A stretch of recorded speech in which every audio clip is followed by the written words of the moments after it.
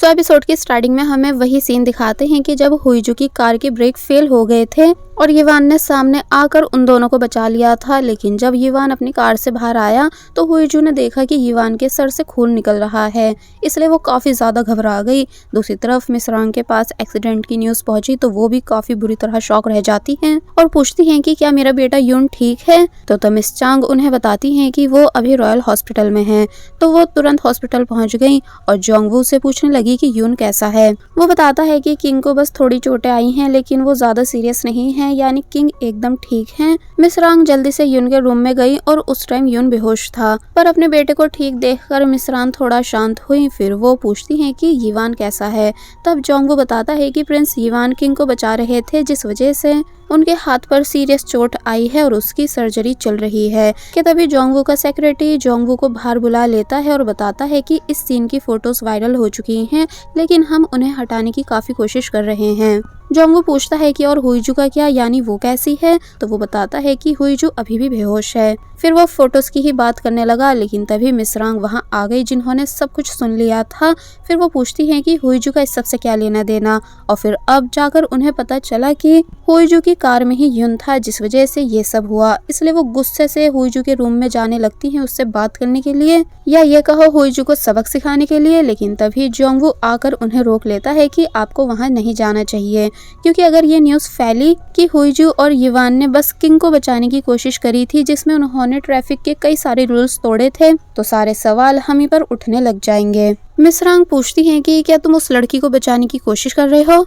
तो वो कहता है कि नहीं, मैं क्राउन को बचाने की कोशिश कर रहा हूँ। तो तब मिस रांग मान गई, क्योंकि वाकई इस टाइम उनका कुछ भी एक्शन लेना सही नहीं होता। तो वहीं दूसरी तरफ हॉस्पिटल में ह्योन और चोई ऑपरेशन थिएटर के बाहर थे, जहाँ यीवान की सर्जरी चल रही थी। डॉक्टर आकर बताते हैं कि सर्जरी सक्सेसफुल रही, जो सुनकर इन दोनों को सुकून आया।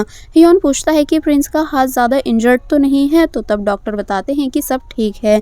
तो वहीं हुईजू अपने रूम में बेहोश पड़ी होती है और जोंगवू उसे देखने आया होता है, जिससे काफी बुरा लग रहा था हुईजू को ऐसी हालत में देखकर। फिर जाते टाइम वो अपने सेक्रेटरी से कहता है कि जैसे ही हुईजू को होश आएगा सबसे पहले मुझे इन्फॉर्म करना, एंड हुईजू के रूम के पास बहुत सारी सिक्योरिटी लगवा दो, यानी हुईजू को कुछ भी नहीं होना चाहिए। अगर हुआ तो मैं किसी को नहीं छोड़ूंगा। तो ये सुनकर सिक्योरिटी कहता है कि ओके। फिर हमें दिखाया जाता है कि रात को जब यून को होश आया तो वो हुईजू के रूम में गया और उसे बेहोश देखकर एक्सीडेंट की बात याद करने लगा कि जब वो काफी बुरी तरह डर गया था तो हुईजू ने उसका हाथ पकड़ लिया था, ये कहते हुए कि मैं सब ठीक कर दूंगी। इसलिए अब यून भी हुईजू का हाथ पकड़ लेता है और हुईजू के लिए प्रे करने लगता है, जिसके थोड़ी बहुत देर के बाद फाइनली हुईजू को होश आ जाता है। हुईजू को जब रियलाइज होता है कि क्या क्या हुआ था, इसलिए वो यून से पूछती है कि क्या आप ठीक हो। यून कहता है कि हाँ मैं ठीक हूँ, बस आप भी ठीक हो जाओ। हुईजू पूछने लगी कि और यीवान का क्या, यानी वो कैसा है। तो यून ने बताया कि अंकल यीवान के हाथ की सर्जरी हुई है। जो सुनकर हुईजू शॉक रह गई और जल्दी से यीवान के रूम में चली गई। हुईजू के यहाँ आने पर ह्योन बाहर चला जाता है। फिर हुईजू ने यीवान से कहा कि तुम्हें क्या जरूरत थी आगे आने की, तुम्हें कुछ हो जाता तो, यानी तुम अपनी जान की बाजी कैसे लगा सकते हो मुझे और यून को बचाने के लिए।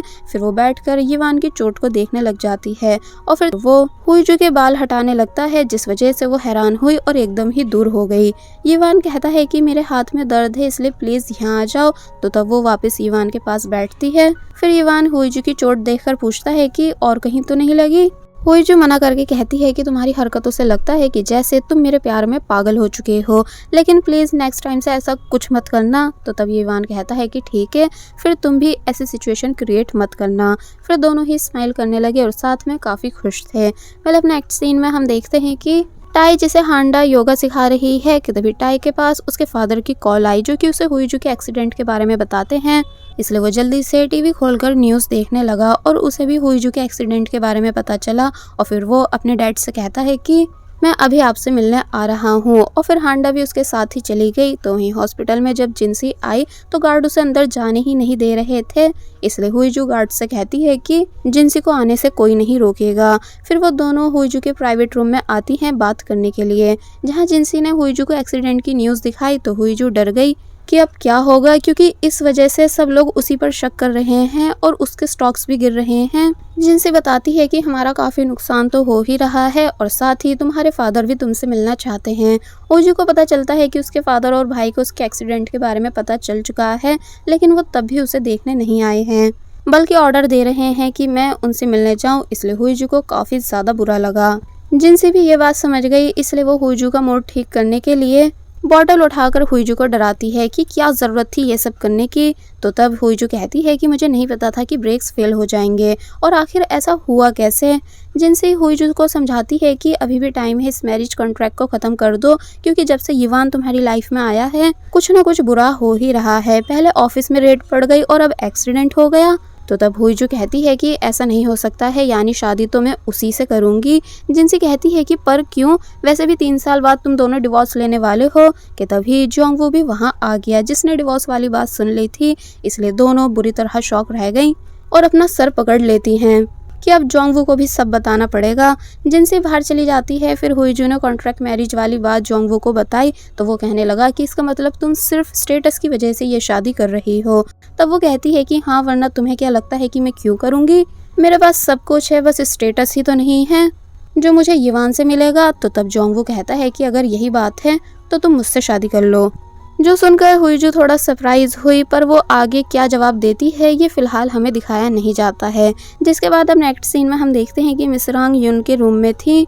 जब उन्हें मिस चांग से पता चला कि युवान घर जा चुका है, तो वो कहती हैं कि अगर ऐसा है तो युन भी आज ही घर जाएगा, ताकि लोगों का ध्यान सिर्फ प्रिंस पर नहीं हो, मेरे बेटे युन पर भी हो।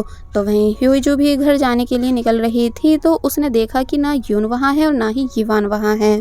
तो वहीं दूसरी तरफ युवान घर में था, तो जोंगवू उससे मिलने आया।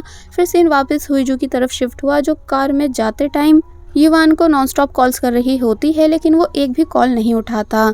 इसलिए वो कहने लगी कि युवान मुझसे बिना मिले कैसे जा सकता है। जिनसी बताती है कि उसने युवान को हुईजू के रूम के बाहर देखा था जब वो जोंगवू से बात कर रही थी।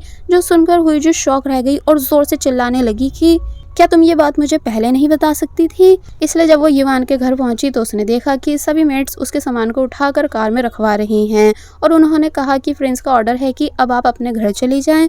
जो सुनकर हुईजू और ज्यादा गुस्सा हो गई। हुईजू वापस से युवान को कॉल करती है, लेकिन वो कॉल उठा ही नहीं रहा। और अब हम देखते हैं कि युवान एक रूम में बैठा हुआ हुईजू की कॉल्स देख रहा था। फिर वो याद करने लगा कि हॉस्पिटल में जब वो हुईजू के रूम में जा रहा था, तो दरवाजे पर ही उसने हुईजू को जोंगवू से ये कहते हुए सुन लिया था कि मैं ये शादी सिर्फ स्टेटस के लिए कर रही हूँ।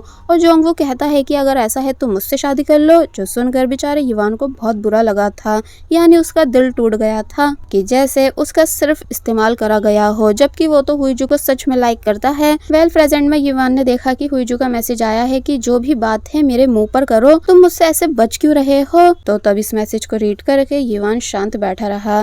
जिसके बाद अब नेक्स्ट डे हम देखते हैं कि हुईजू महल में युवान से मिलने आई है, लेकिन उससे पहले मिस रांग उसे मिल गई और कहने लगी कि अच्छा है, मुझे तुम्हें कुछ सिखाने की जरूरत नहीं पड़ी, क्योंकि तुम्हें ऑलरेडी सबक मिल चुका है।